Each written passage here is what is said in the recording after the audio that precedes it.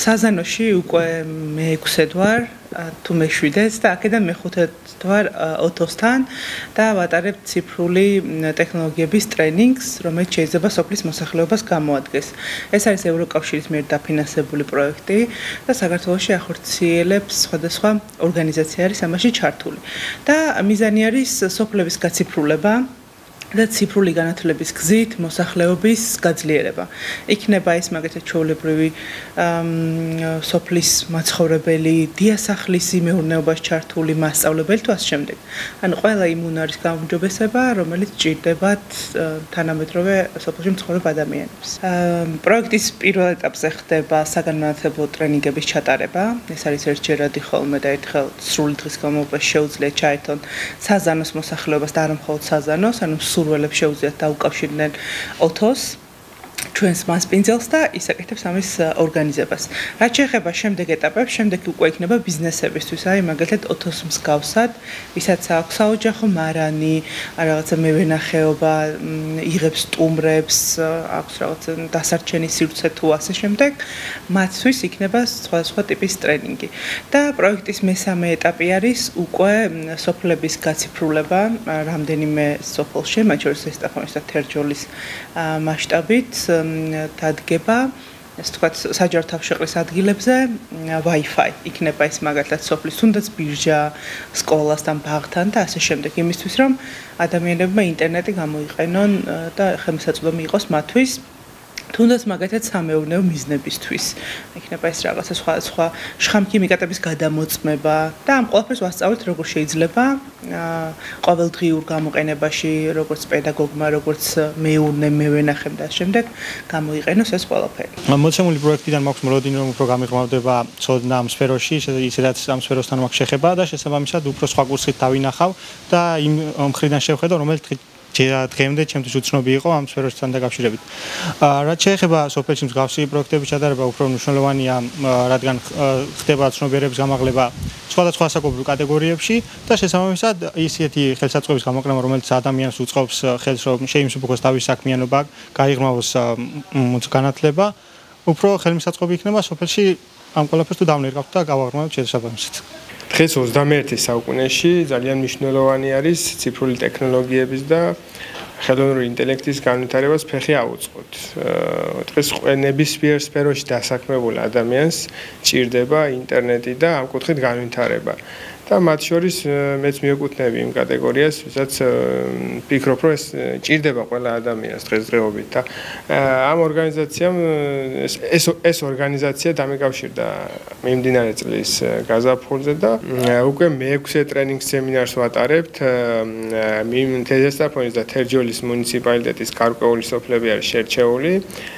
მოსახლეობას უმაღლდებათ ინტერნეტიზაციის კუთხით ცოდნა გამოცდილება, ხელოვნური ინტელექტი მოგეხსენებათ დიდ როლს თამაშობს უკვე დღევანდელ ცხოვრებაში და სასურველია რომ ყველა სოფლის მოსახლეობა უფრო განსაკუთრებით აუწყოს ფეხი მიმდინარე საქმიანობებს და ვფიქრობ რომ ეს სოფლის განვითარებისთვის დიდ წვლილს შეიტანს და ძალიან კარგი იქნება თითოეული სოფლის ცხოვრების. ჩემს ოჯახში მევენახეობა და ის რაც ზოგადად იმერეთში ღვინის აყენება ყველა ოჯახში რომ მიმდინარეობდა ეს სულ იყო ერთი საუკუნის განმავლობაში და რაც ასე ვთქვათ ცოტა ახლებული ელფერი მივეცი ამ ყველაფერს და ჩვენი მხოლოდ ეს ვიწრო საანთესავო თუ სამეზობლო ურთიერთობები და სტუმრობები გადავზარდა მეტად მასშტაბურ ამბავში, რასაც ქვია უცხოელების მიღება და მათთვის ჩვენი კულტურის და ტრადიციების გაზიარება მე-5 წელია რაც უკვე ამ მიმართულებით ვარ და შესაბამისად აქედან მოხდა ჩემი დაკავშირება ამ კონკრეტულ ორგანიზაციასთან.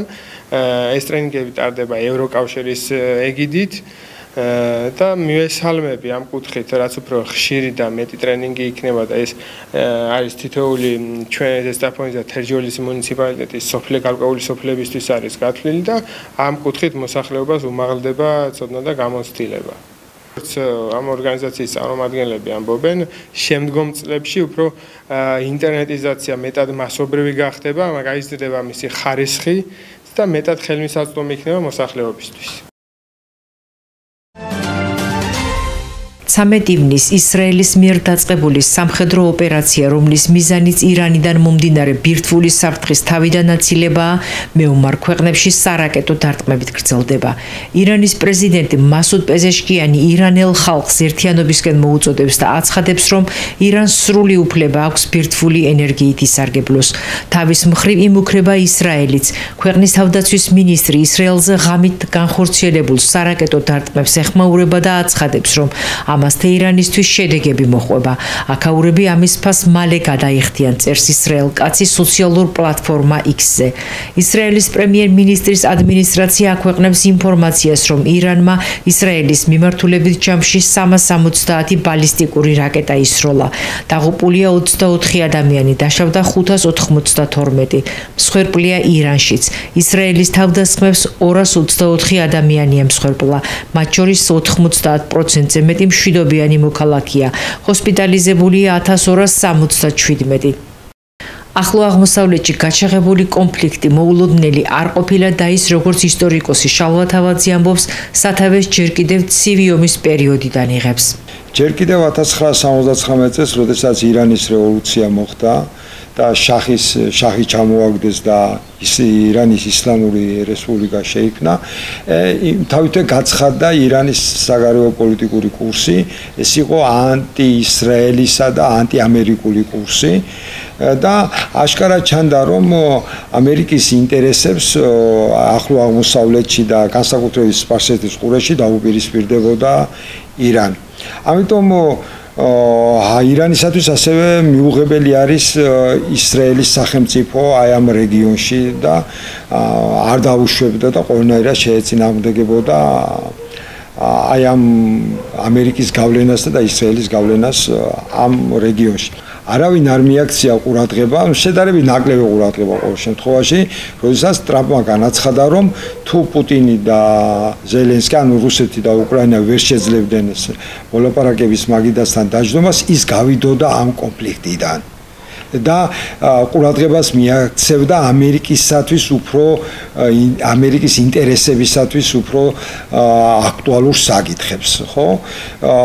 მაშინ ზოგმა ჩათვალა, რომ ფაქტია ერთია, რომ ირანი ახლა აშკარა რომ დასავლეთი ზოგადად და მათ შორის ამერიკის შეერთებული შტატები მხარს უჭერს ისრაელს, კითხვა ტრამპმა რომ ის არელოდა ამ კონფლიქტს, მაგრამ ამერიკის დაზვერვის გარეშე ისეთი ფართომასშტაბიანი, მე არ ვაკნინებ რა თქმა უნდა ისრაელის პოტენციალს, მაგრამ ამერიკის დახმარების გარეშე ასე ფართომასშტაბიანი ომის დაწყებას და ასე ეფექტური, თუ შეიძლება ასე ითქვას, ომის დაწყებას ვერ შეძლებდა.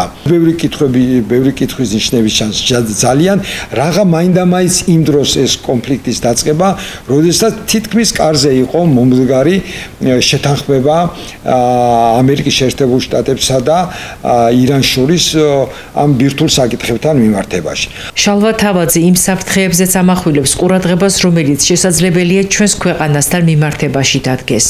საუბრობენ ვიღაცის წარმატებაზე, ვიღაცის მარცხზე, რომელი ჯობია, რომელი მხარის გამარჯვება ჯობია და ამ დროს არავინ არ საუბრობს საქართველოს ინტერესებზე. ანუ რა გავლენას მოახდენს აღნიშნული კონფლიქტი, სამხედრო კონფლიქტი და ფაქტურად ეს ომია, ეს ომი საქართველოზე. აქ რამდენიმე მომენტს უნდა მივაქციოთ აქედანვე ყურადღება, ჯერ ერთი რომ ეს უშუალოდ, თითქმის უშუალოდ გვესაზღვრება ირანი, ჩვენ ახლა საზღვარი არ გადის ირანთან, მაგრამ სომხეთი და აზერბაიჯანი ჩვენი სამხრეთელი მეზობლები არიან და იქით კიდევ ირანია.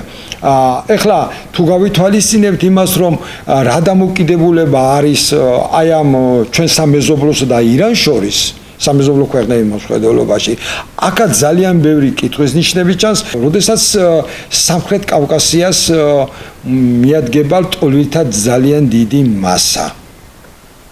ხომ არ ჩავარდება საქართველოს იმ დღეში, რა დღეში და დღეს ევროპის ქვეყნები იმყოფებიან, როცა მიგრანტთა მოწოლას ვერ უძლებს და ის კრიზისები, პოლიტიკურის, ეკონომიკურის, რომელიც ევროპის ქვეყნებში დღეს ხდება, ერთ-ერთი გამოწვევი ფაქტორი სწორედ მომძლავრებული მიგრაციის პოლიტიკის საკითხებია. საერთაშორისო მედიის ცნობით ისრაელის პრემიერ-მინისტრმა ნეთანიაჰუმ აღნიშნული ოპერაციის დაგეგმვის თაობაზე გასული წლის ნოემბერში დაიწყო მზადება. ისრაელი, როგორც უკვე აღნიშნეთ, ირანზე თავდასხმას თავდაცვის მიზეზებით ხსნის და გაგრძელებას აპირებს მთავარი მიზნის მიღწევამდე. თეირანმა ვერ უნდა მოახერხოს გამანადგურებელი ბირთვული იარაღის შექმნა.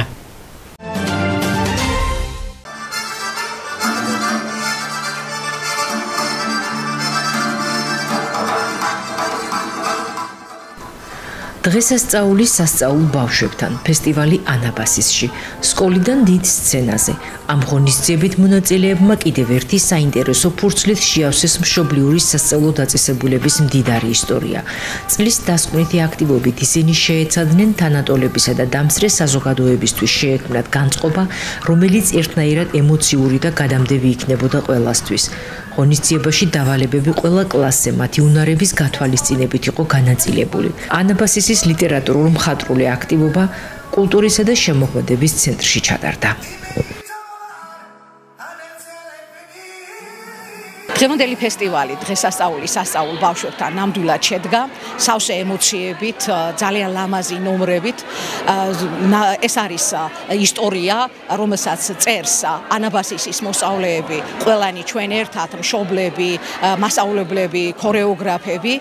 ნამდვილად ძალიან ლამაზი საღამო იყო. დიდი მადლობა მინდა ყველა სტუმარს უთხრა, ყველა მასწავლებელს, ვინც წვლილი შეიტანა ამ ლამაზი ღონისძიების მომზადებაში.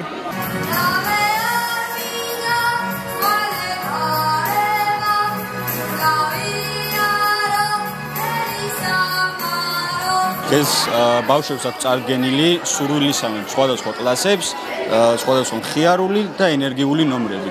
და ხვდა წილად რომ გავძღოლდი დღევანდელ ღონისძიებას. წარმატებას უშურვებ ბავშვებს და სხვა ასეთი მრავალი ღონისძიებები დაგვირგვინებინოს წლის ბოლო და არა მარტო წლის ბოლო სხვა ლამაზი დღეები.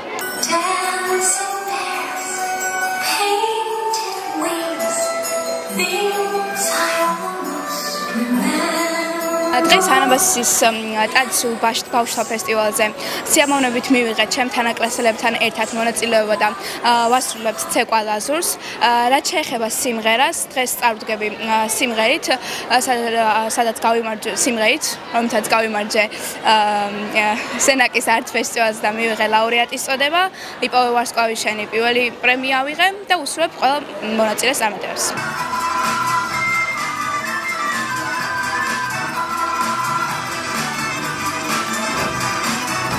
მე ვარ სხვა საქართველოს სადაროს კონკურსის პირველი ადგილის მფლობელი, ასევე ქართული სიმღერების პირველი პრემიის მფლობელი და დღეს მივიღე მონაწილეობა ანაბასისის ღონისძიებაში.